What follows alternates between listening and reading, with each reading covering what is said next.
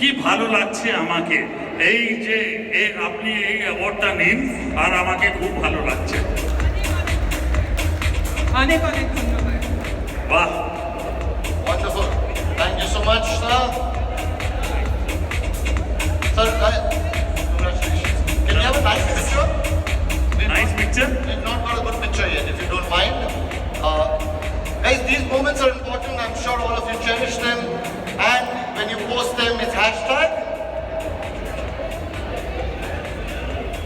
Wonderful. iwth 2022 and do tag @Cucina @FBAI as well.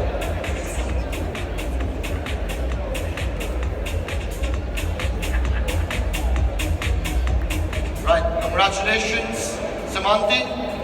For the next set of awards, can I please request Saransh Goyla to please join us?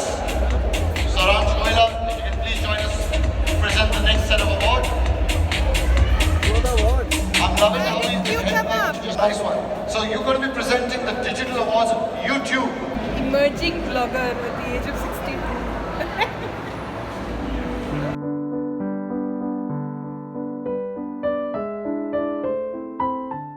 Today is the iconic Bengali mustard fish, and this is, let me warn you, the first of the series of mustard fish, because there are 20,000 recipes for mustard fish in Bengal, both east and west combined. So, okay, not 20,000, but at least 20. And then of course you have to add Orissa and Assam, because they also make mustard fish. Amit loves this mustard fish, and this was, I think, one of the first dishes, Bengali dishes, that he ate, cooked by my mother, of course. And he fell in love with the fish, he fell in love with my mother, and then I think I came third in line. But as he calls it, Shorshe Bata Maach. This is the Shorshe Bata Maach.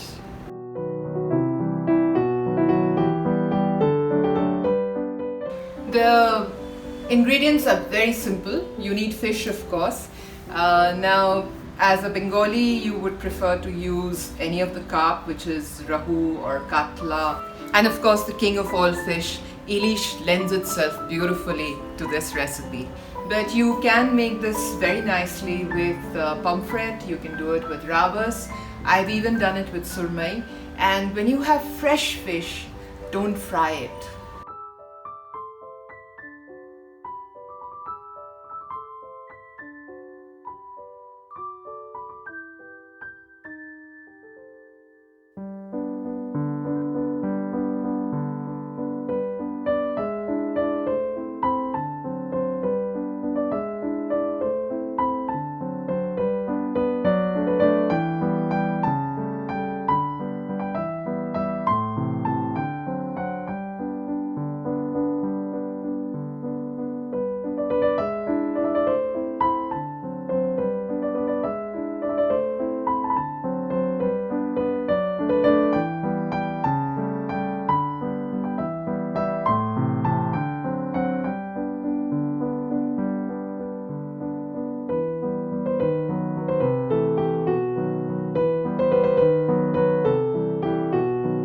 It's good to marinate the fish, because especially since you're not frying it, and at least half an hour, and then all that mustard tanginess gets into the fish and the zing of the mustard oil, and after that you're good to cook it.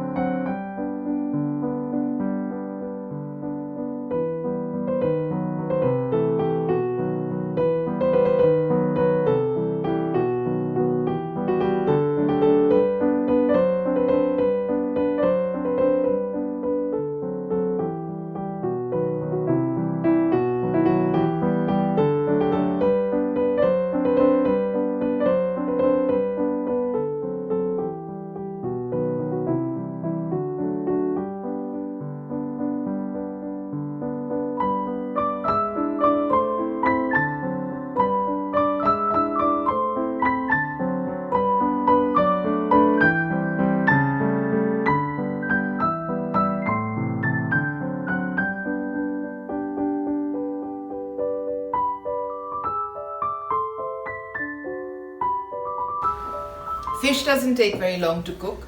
3 minutes on one side, 3 minutes on the other, and I would suggest don't really, stir it with a ladle. Just sort of swill it around in that pan and turn it over once for an even cooking. And that's it, you're done. Get yourself some nice hot rice and dig in. This recipe is very simple, you'll agree, right? But the trick to this recipe and to getting it perfect is to do your mustard paste correctly. And very often that paste goes bitter. So once you've made the paste, dip a finger and taste it and see if it's alright. If it's not, then do it again, because you don't want a bitter tasting fish curry. Nowadays, of course, there is this thing called Sunrise. They sell you the ready-made mustard paste powder. You just have to soak it for 10 minutes and then use it.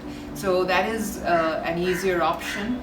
But getting that, freshly done mustard paste at home, nothing like it. Every time I make this mustard paste, I make sure that I grind more than I'll need for that particular dish, because this mustard paste stays very well in the fridge, and it is something that you can use in a whole host of dishes. Vegetarian, you can do it with eggs, you can do a whole host of things.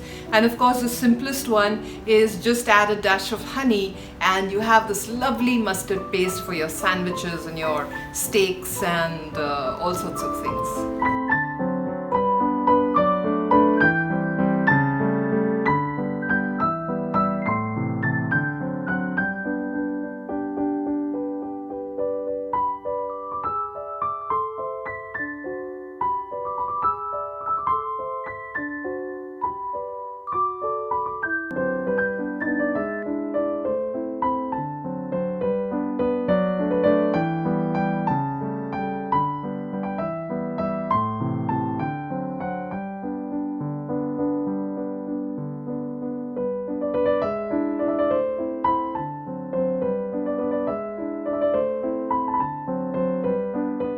See you in the next episode, and meanwhile have a great weekend. Sort of go out there and do a rain dance or something of that sort. The weather's perfect, and have some really nice hot steaming food. There's so many recipes on the Slow Fire Chef, perfect for this weather.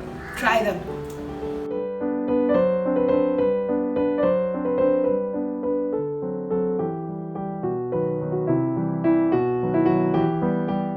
And if you're planning a party, don't miss my This Sunday's podcast, because that's what it's all about, how to plan a party.